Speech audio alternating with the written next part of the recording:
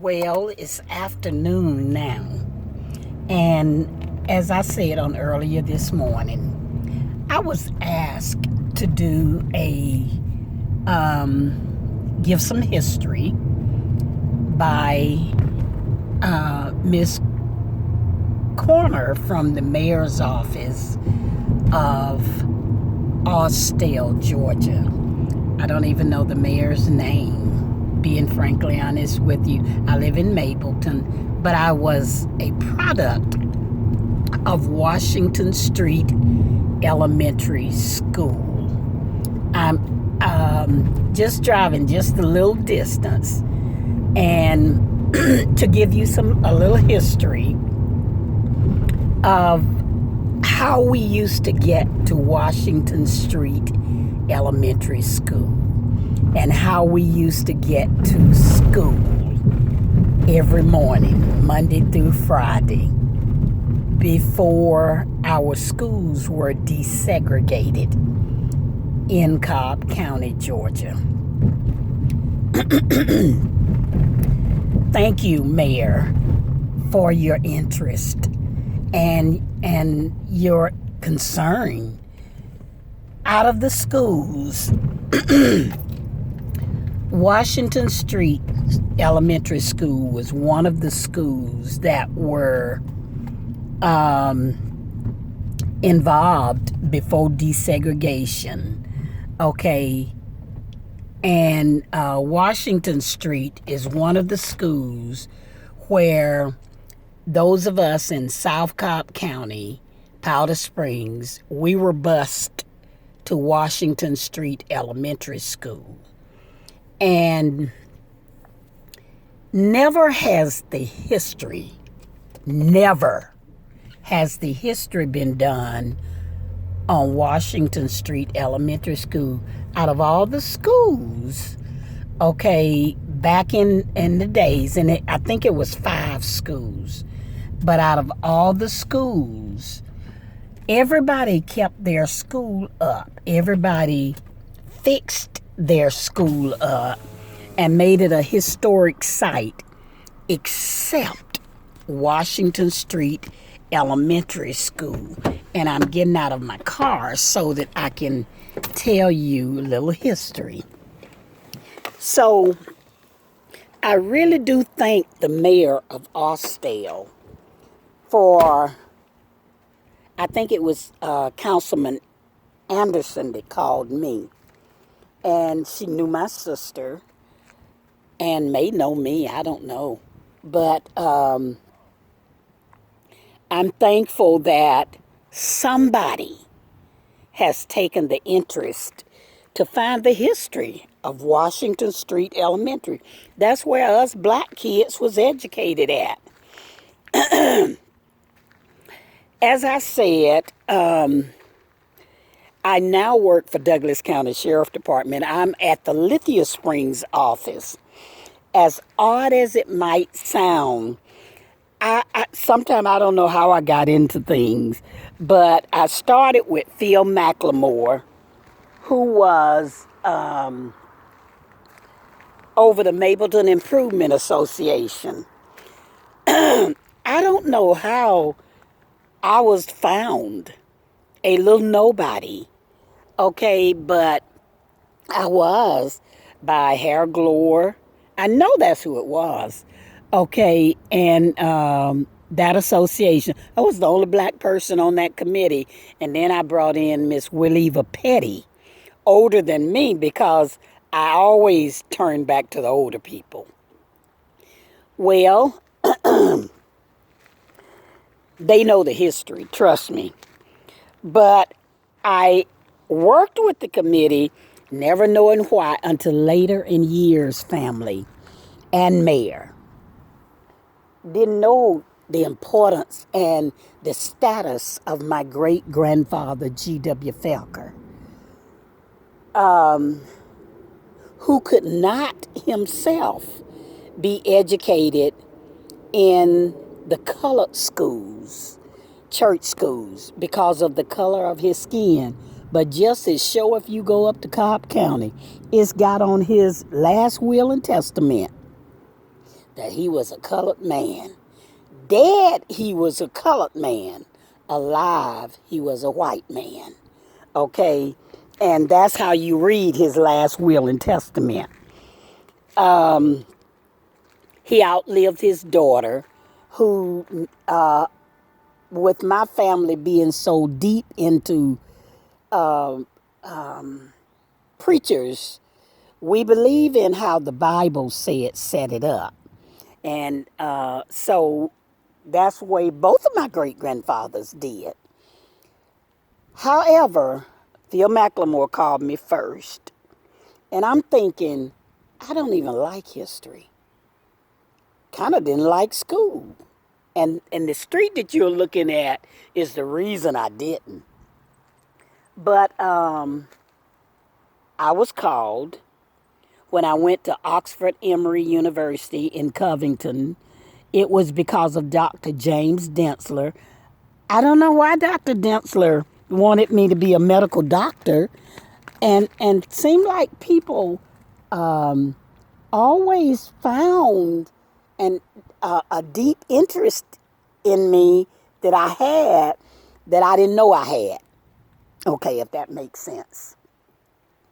And that's how I got involved in a lot of stuff. Okay, it was a good stuff. It was a good thing. So I went to Oxford Emory University. And then all I wanted, and I can't say it enough because I still ain't got no house. Y'all, all I wanted was a house, and I was a banker for 25 plus years. I was a branch manager of a bank, and I went to apply under Lee Partain for a loan at Georgia State Bank to get a house. Then my house gets shot into. Then I got to fight that battle on race relations. Then I'm wrote in a book by Dr. Tom Scott about, y'all, we fought. We fought race relations, and right around the corner from here is the Catholic Church, Holy Catholic Church. And that's the church that came and fought with me, okay, and fought with us, the NAACP, on race relations. We did, what was it? A biracial council. Dad Flanoy put $500 up against whoever shot into my house. So a lot of things that I was involved in, I didn't know how I got involved in it. I talk now, but I didn't talk then. But however, I guess God knew my heart. And always, Evangelist Mary Session told me this. Don't ever say what you ain't. God has a plan for you and anybody else if you will obey. That's when I was called to be an evangelist. I didn't even know that. Okay. But the history on this street Lucius would bring us from Ivy Road, from my first video that I sent to you. We would either have to walk down to Queens Mill, or we would have to walk up to Sheraton Way. Long walk. We would be some muddy kids. But we could clean up on the bus. The bus was our dressing up station. I don't know why and never have gotten the answer to this. We couldn't come down Bankhead Highway. I don't know why the bus couldn't come down Bankhead Highway. But Lucius came down Old Alabama. It was something about this Old Alabama street. I'm telling you, I have to get to that part when I get to it. After they desegregated the schools and J.B. Stoner met there to tell us that y'all niggas ain't going to this school. Okay, that's the way it was said. And that's the way it was. I didn't call us the N-word. But this is the street where my car is sitting. Old Alabama. It crosses over Maxim Road. Later in years, and it's odd, I would be instrumental in the redistricting of this street right here. Now, a little girl that hated coming down this street, I would be instrumental in just everywhere I go is just 26 feet across the line of the redistricting of this street, naming what's Douglasville, naming what's Austell. But the bus would come down this street right here. And y'all see this dirt road? I'm turning back around. You see the dirt road? The dirt road is still here. It's a historic site. Lucius would come down this dirt road. And if you look on down the dirt road, okay, there's a fence there. And across the fence is a creek. Oh my God. I could vomit when I think of that creek, when I thought of that creek. Lucius taught us how we would have to put our feet up on the school bus to cross over the creek. Time he got to the middle of that bridge, whenever it rained, we had to go again. So when I hear of the 100-year flood that came in 2009, that's why I worked it. That's why I worked it. I didn't forget from where I came from. I hated the bridge then, and I hated what it did in 2009. My grandson from the University of North Carolina, Alan Cater Jr., taught Grandma how, that's why I like to go to the Corps of Engineers up in Cartersville. It was the largest dam, and how that dam, he taught me how it backed up. His daddy, Alan Cater Jr., who came out of Pebblebrook with Irona and the other bus driver. Irona was the ferry that drove those black kids and those white kids out of the flood. She knew to get to that school, Clarkdale Elementary, and save them children. She drove them out of, oh yes, Lord. Oh, now I felt God then. She drove them out of that flood and saved their life. Later in years, God knew that I would honor her. Look at my Facebook. I've got it on there. I went back and with Georgia Long, I always go back. Maybe that's what God saw in me, that I wouldn't forget the bridge that brought me across, that saved my life, my mother's life, and others' life. It ain't about me. I don't praise me. I never got nothing out of it anyway. But a book from Dr. Thomas Scott and one anniversary, one Christmas that Dr. James G. Botiford gave me. He did it. I was the Christmas for that year.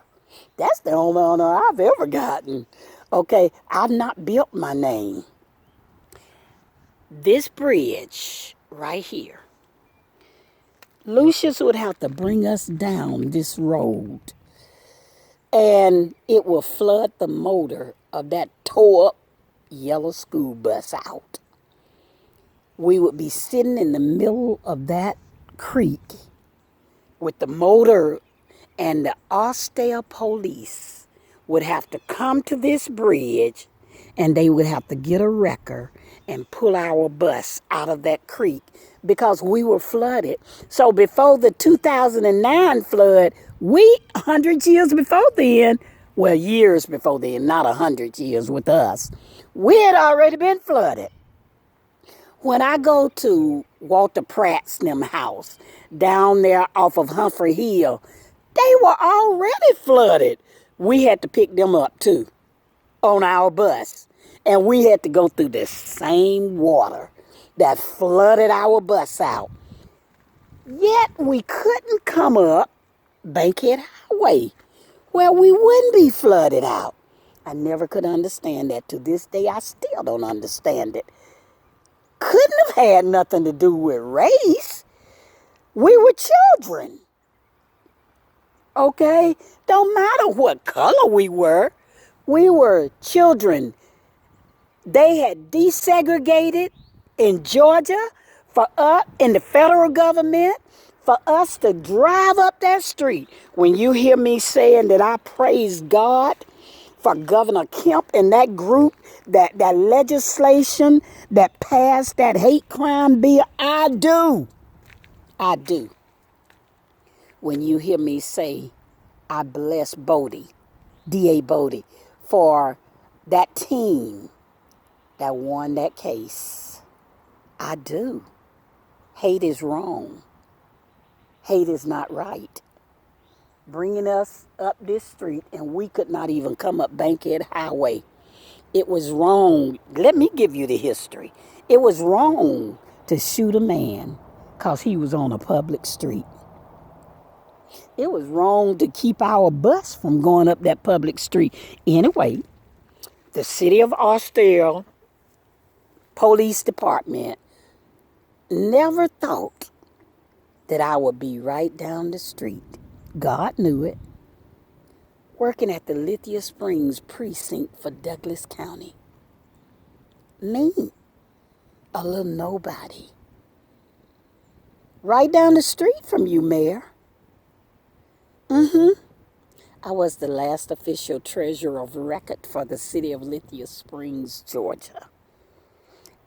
To think, at 67 years old, I'm back in Lithia Springs, Georgia, okay, in a precinct. It's hard for me to believe it. I'm trying to get over the belief, okay? I'm trying to believe the belief that I literally sit in that office every day. It was this street right here. Our bus had to go down. And that black bus driver, that's why he needs to have a plaque or a memorial sit up at Washington Street Elementary. What he and J.C. Kimball went through to get all of us black children for years to Washington Street Elementary School. Thank you, Mayor. Thank you, Mayor, for caring enough to reach out and get this history. To my Facebook friends at Washington Street School, go on there and post your pictures. The mayor is trying to collect pictures, history from Washington Street Elementary School. We were the only school forgotten in the Cobb County school system. Up in Acworth, the Roberts School is still there. A building, a memorial, a historic building over in Rose Garden Hill, a historic site. In Austell, nothing. Nothing. It was 5 schools. Thank you, Dr. Tom Scott, Kathy Scott, Mary Anderson, one of the first principals in my children's time. And most of them came from other places to get our history together. Thank you for reaching out to me, a little nobody. I remember when I saw the flood of 2009, I had nightmares. It made me think of that bus. It made me think of when we would sit on that bus, the water would come up to the bottom of our seats. It didn't come up to our seats to wet our underwear and our clothes up. Miss McKibben, Mr. Holliday, Miss Scott, all those school teachers, they was waiting on Austell to come and get us and get our bus. The twins, Abel and Mabel, the cafeteria staff, they kept our breakfasts warm. But by the time we got there, we was too sick to even want it. We had been through torture trying to get to the school building. over the floods coming into Austell. Lucius would come down this street, Old Alabama. Across the way over there where I'm pointing is Bankhead. But we couldn't come up Bankhead Highway for some reason. When he got there, he would go over into what we call Babyland. That was over right across the way there, and they still call it Babyland. And he would start picking up all those black kids over there. My first whipping was when I missed the bus, okay, coming out of Washington Street Elementary. Okay, when we missed the bus, you had to walk all the way to Mableton. Yeah, but you were ready. You were going to get a whipping by your mama and your daddy. Oh, yes. And it taught you, don't miss that bus no more. We got to go to work. My mom worked at the cotton mill. My dad was a sharecropper. I was the 13 in the second group of their 14 children. Me, Virginia, Grady, and Linda Ward. But Linda now was bused to Lemon Street. Okay, this was our second go-round when they came in, and when they put elementary on the school's names, it meant that us children, we had the opportunity to be educated beyond the third grade. The ones before desegregation did not. Yeah, some of them did not, but that's what the thought pattern was. That's why the colored schools was there. Once again, God already had a plan for me. When them little white women, Daria, Mary Anderson, Barbara, what's Barbara's last name? Barbara from over in Powder Springs was a principal. Zena Perkins. Now, Zena was black.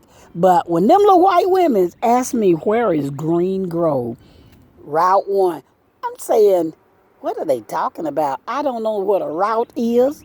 I don't know what a Green Grove is. Didn't even know that my great-grandfather, some of his children were sleeping with them slaves. Okay, and I got kinfolks from Thack and Sook Mabel. See, that's my bloodline. Didn't even know it, y'all.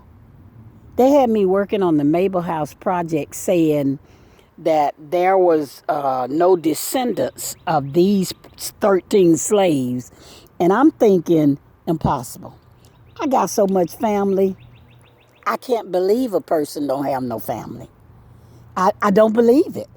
Because I got so much, I have to run away to rest because I got so much family. Didn't even know. That's what angered me. I was doing the history of my own family and did not know it. I like honesty. Tell me what I'm doing. Tell me who I'm doing it on. Many times the white community knows, okay, under eminent domain, to take that property. Okay, before that $11 million amphitheater could be built, they had to free those 13 slaves.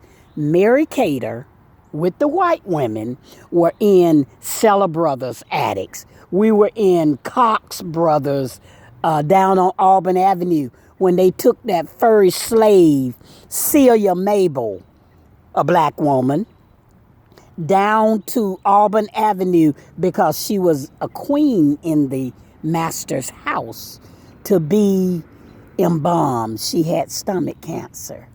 Okay, to be embalmed.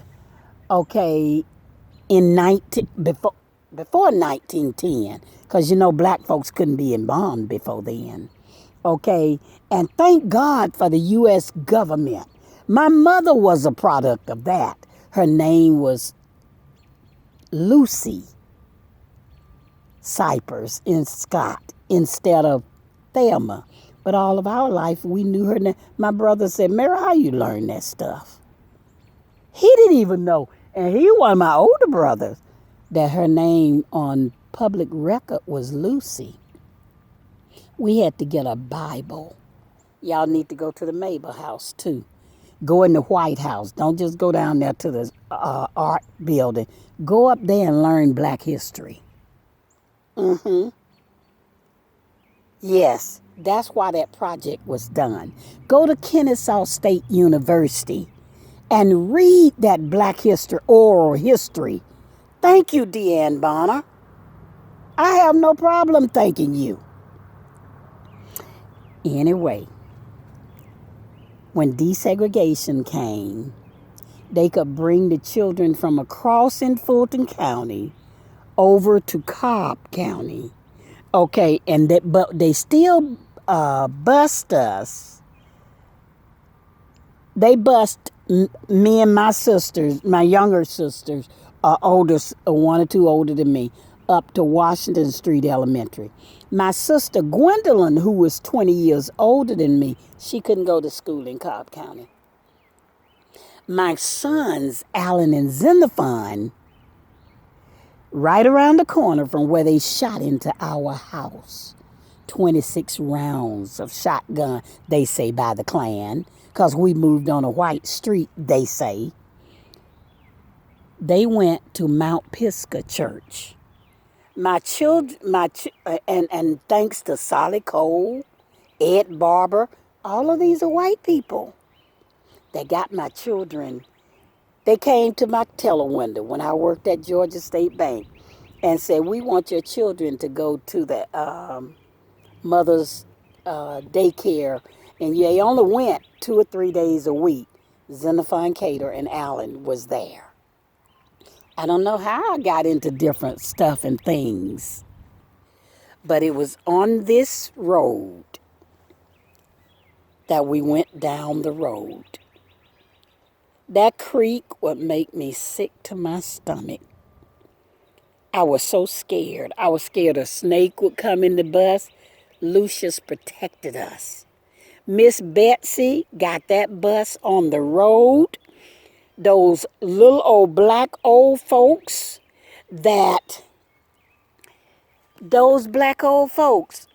we were going to be educated. They meant we were going to school, although they could only get a 3rd grade education. They knew what it meant for you to be educated. Yeah, I believe it. I believe that when you have children, it ain't about you no more. You educate them children. You love your children. I do. I take preciousness in the mind of a child. When we would go across this creek, the police would come. Austell police. Then I got into the history. Richard Carter Woods. Y'all, Austell. He came out of Washington Street Elementary. He was the first black policeman in Cobb County, Georgia, all 7 cities. Richard Carter Woods. You wanted to know, could anything good come out of Washington Street Elementary? The reason they don't know is because they don't talk to us. They don't talk to the black community to find out the history of what we went through. Carter Woods came out and he's still alive. His wife, who was bused to Pebblebrook High School. My sister, Virginia Ward, they wrote about her in the Smithsonian.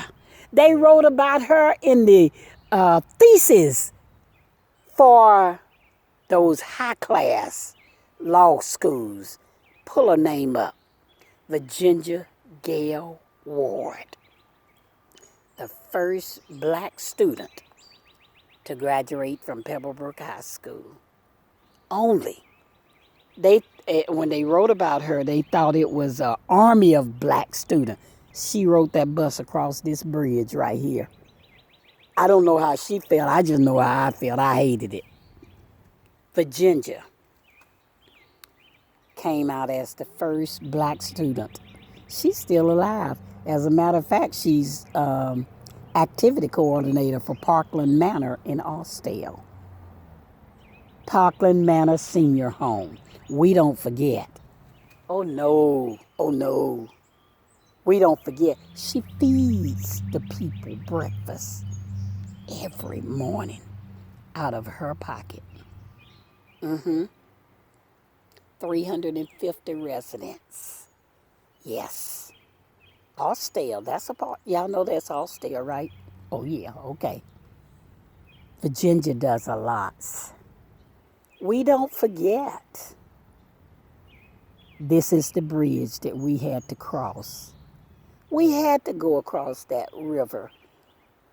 Again, I don't know why. We could have went up Bankhead Highway. It was paved.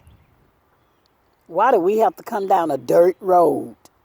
I guess to keep the traditions of black folks, I'm guessing. I don't know. But God brought a flood in 2009. Whereas you may have remembered one thing, we remember the flood before the 2009 flood. Well, I told you pretty much how we got to school, how they saved our breakfast. Now they're saying that no child can not eat in school. Back then, we ate too. And those little black cooks kept our food ready and warm for us. Before they sent us into those classrooms, our bellies was full. We had ate. Miss McKibben, before they sent us into those schools, they kept our breakfast. They kept our food. They didn't send us into them hungry with nothing in our stomachs. The twins fed us. They cooked for us. They cooked for us. Lucius Brown brought us to school. Thank you, Mayor, for this project. I thought I would just put it on video for you and get up this morning and go on and get it, because it's too much history to tell in one shot, and I'm not the only person that got history. That's why we invite you, the city of Austell, Mableton, Powder Springs, with history. And as I add to this, and then I'm going to go on to the next spot. Mayor Joe Jerkins may have been a white man, but Mayor Jerkins did a lot, y'all. He did a lot. When he came into office, he did a lot to get us to school. Okay, some of them officers didn't want to come and get us black children down here at No Creek, and they had to go into the water